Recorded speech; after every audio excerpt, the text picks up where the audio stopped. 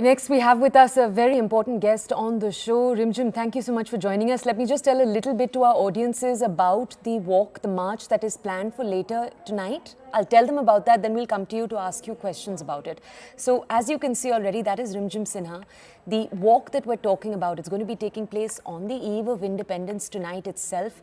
It's going to have women from all walks of life across West Bengal, hopefully, coming together ahead of 78th Independence Day. You have political leaders, celebrities who will also say they'll join, but really this is to keep the focus on women across West Bengal, saying that they want to reclaim the streets and make it safe for themselves. Let's just go over to Rimjim to understand more.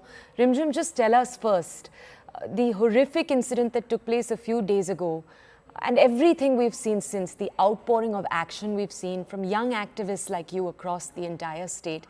Tell us first the kind of response you're getting, the turnout you're expecting tonight at night for this walk, this march. So right after the incident took place here, the principal of the said medical college had given a comment that the woman who has become a victim to the incident shouldn't have been present there at night in the seminar room. The person who has become a victim of this incident was an on-call lady doctor who was in the seminar room to have her share of rest because there are no secured restrooms for women in medical college. If I take that for one example. So it was not like she was there out of frivolous idea. She was there to do her duty. She was there to do her occupation. She was there for her profession. So it was the duty of the infrastructure of the people in charge to provide her a secure restroom where she could have taken the night's rest.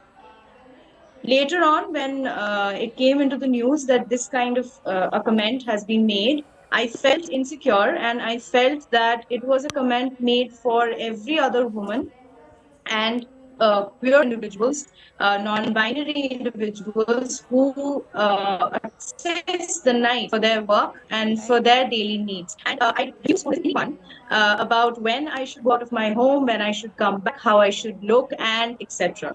So I thought that on this eve of Independence Day and on the night of Independence Day, when entire India celebrates its independence, I will celebrate my independence as a woman.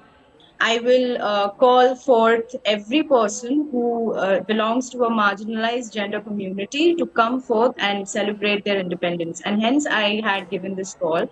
And now it has reached far and beyond, and I'm very overwhelmed with the entire response. I am seeing women coming out of their homes, and even if they cannot stay for the entire night, they're taking a decision to stay for 2 hours in the night or even 3 hours in the night, and they're making their own decisions and asking people in their own locality, every woman to come out. People who have never really taken any stand up front in the public are now in the public, and they want to celebrate their independence in their own way.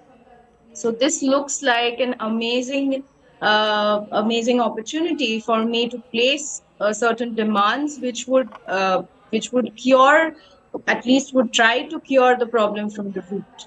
So I see it as an opportunity. I see it as an overwhelming response to a future that probably more secure and just more independent for all of us to live in. Rimjim, I'd love that you extended the ambit of the walk, as you said right now, not just for women, it's to discuss any gender that may have faced LGBTQIA, as you were saying earlier. But I do want to ask you, there has also been, in the days since this march has been announced, some politics around it.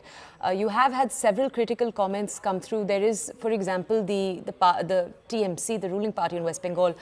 They've said, you know, that a walk like this is highlighting just a stray incident. Now, of course, I'd understand if you want to stay away from the politics of it all, but I do also want to understand what is your response to arguments like that, that this walk is highlighting the wrong thing? I believe that we all are a part of a system which has always been there, a system established by the majority. So whenever there is something powerful enough to give a knock to that system, give a hit to that system, and break its so-called norms and laws, and it has the power to actually challenge it, establish something new, something more progressive, something more in favor of the people, the common people, there will be people who would come and try to malign it and tell that this is for a certain ideology, this is taken up for a certain party, etc., etc. I have what my stand is that I want every person who has belonged to a marginalized community to have their own stand, to live an independent life where they do not have to be subjected to oppression every single day and have to fear what would happen to them if they go out of their homes or even at their homes itself. So I want to change the system, the oppressive parts of the system from the root. And I believe that there will be people who would try to malign this movement, but the strength that I have against it is every person who is there at their own will. There Okay. are people who are coming out into the streets because they are willing to. And that is my strength against all of these campaigns. That is what I do. Rimjim, I'll ask you lastly. Unfortunately, in Delhi here, we remember the Nirbhaya protest that happened just a few years ago. And one of the big points that's being made right now is how much has changed since those protests in 2012. Not much. And so I just want to ask you, Rimjim, firstly, how many people are you expecting on the streets today? It's obviously hard to give a number, but just tell me what your own organization is preparing for. And also tell us what's the biggest change you hope will come about when we talk about concrete changes that need to take place. Right. Firstly, I would want to just clarify that this is not a call from any organization. This was just a Facebook post from myself as an individual, as a common citizen, and now it has taken the vast response that it has.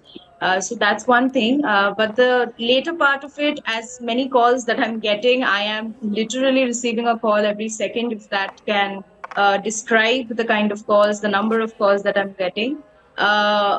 So as much as I knew, there are probably 200 to 250 places where this protest or this program is taking place in my own state.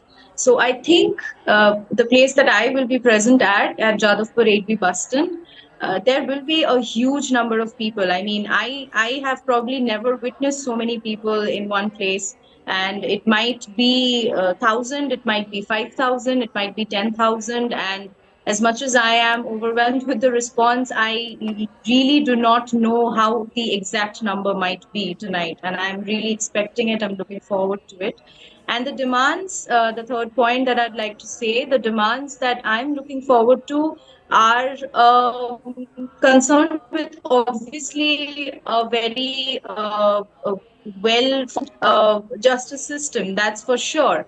But along with it, I would want school curriculums to have gender equality as a topic right from the beginning. Topics in the syllabus where taboos regarding gender, regarding everything that actually keeps the system ongoing and the oppression ongoing, uh, all of that should be talked about right from the school so that students come up knowing what is happening in the society and what kind of stands they should take to ensure that everyone gets to have the share of the resources that we have. If I talk about another one, I would want secured restrooms for every person who provide their service in the nights. That may be corporate, that may be doctors, that may be any place, any service which requires people to access the night. There should be secured transport services, public transport services for women and for the marginalized gender communities, where they would not face harassment, they would not face fear every time they travel to the places that they require to.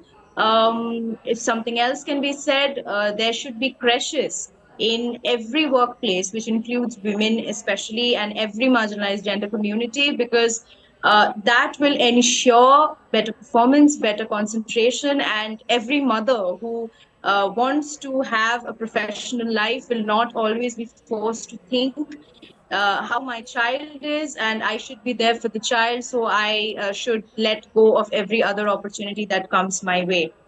So these might be four of the many constructive criticisms that I have and constructive demands that I'd like other people to also raise. I would want every single place which is participating to form their own form of constructive demands, own Okay. form of